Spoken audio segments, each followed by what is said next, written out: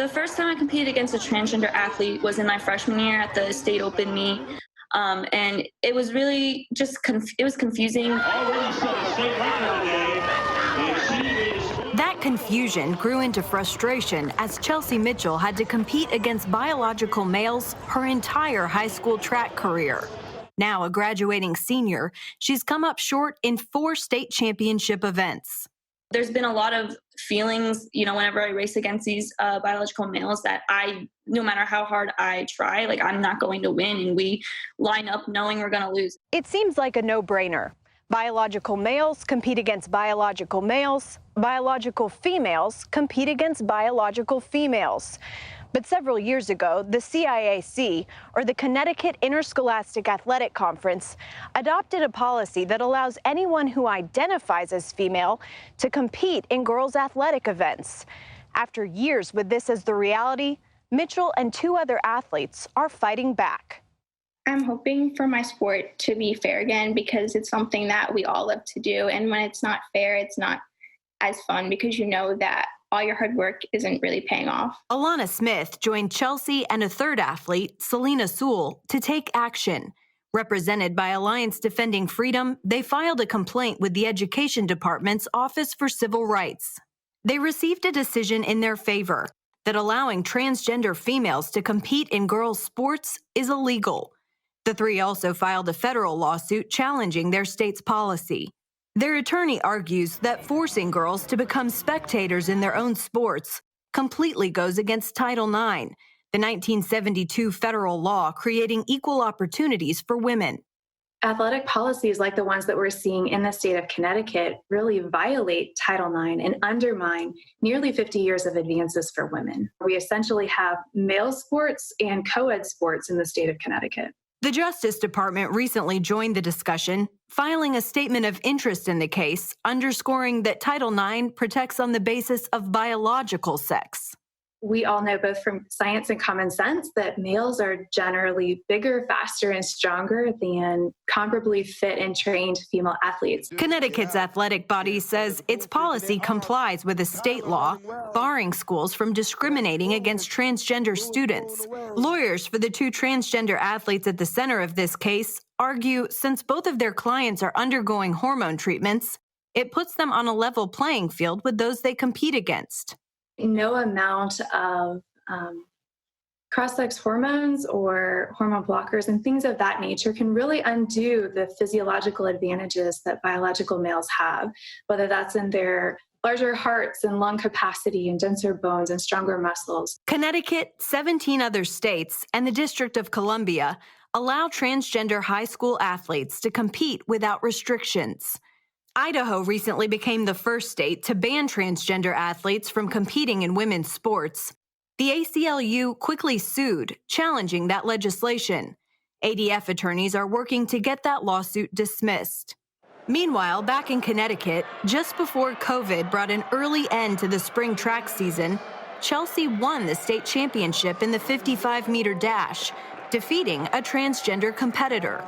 To kind of be in the same race as the athlete who has beaten me so many times and took those titles away from me, to be able to finally win was just an amazing feeling. Her attorney, however, stresses this does not make up for the unfairness faced by Chelsea and other female athletes over the last 4 years. It also, too, doesn't undo the fact that even though Chelsea might have won, there are a number of other young female athletes who placed beneath the biological male in those placements, and they were bumped down to positions they didn't deserve. When these 3 athletes and their families decided to come forward and fight, they expected pushback. Chelsea's mom, Christy, says they've actually seen the opposite. Other parents have been just very supportive and grateful.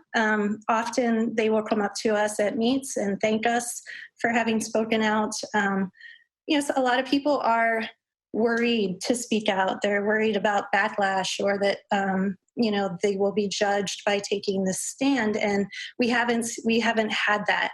The federal lawsuit remains in the early stages, but ADF is hopeful. They're requesting that transgender athletes be banned from competing in girls' sports in Connecticut and that all records set by them be erased. Caitlin Burke, CBN News, New Haven, Connecticut.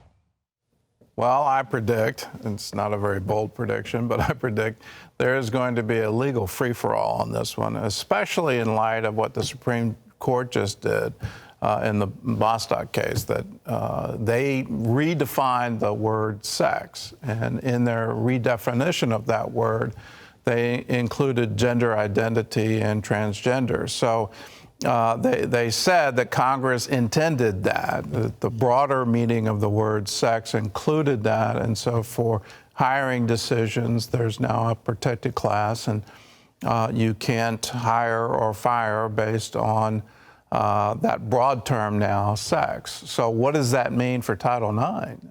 And what was intended by Congress to be a protection for female athletes, that they had to be treated equally with male athletes, and that sports teams, whether it's in high school or in college, you had to have equal funding, you had to have equal scholarships, equal opportunity. What does that all now mean in the light of what the Supreme Court has done to the English language?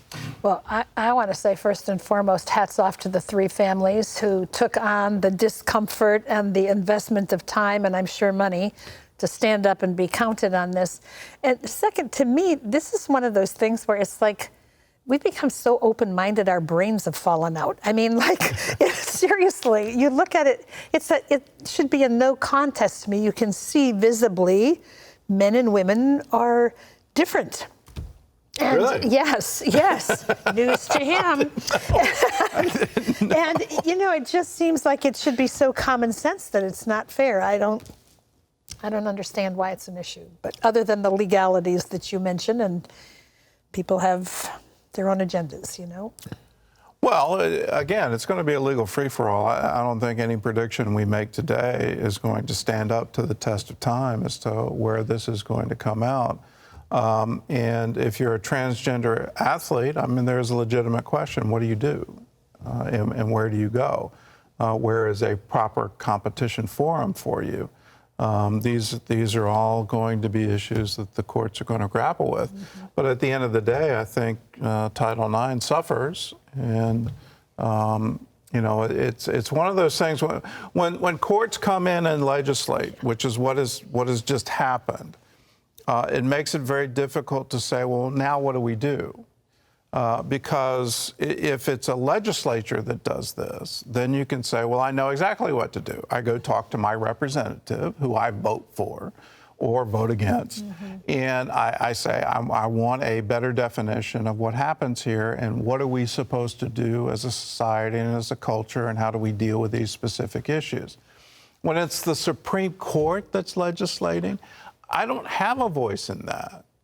Yes, and in some degree I do, in terms of who's the president and who's in the U.S. Senate, but it's so far removed from me, I don't have a way to petition them for a redress of grievances. The only thing I can do is find another lawsuit and say, well, let's file a suit, and hopefully it will get taken up by the Supreme Court and they can reconsider the decision. That's why you need judicial restraint. And I'm still puzzled over what the Supreme Court did, because the very issue was being taken up in Congress and was being debated, and the Congress clearly is divided. You can get a bill through the Congress, but you're not going to be able to get it through the Senate, or you can get a bill through the Senate and you're not going to be able to get it through the Congress. But that's part of democracy, and that's where it belongs. You can get really frustrated. You can create issues that you never intended to create when you start legislating from the bench. Interesting.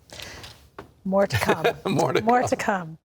Hello, I'm Gordon Robertson. Thanks for watching the video. Be sure to like, subscribe, and hit the notification bell for more encouraging videos like this one. Welcome to the 700 Club Interactive family, and God bless you.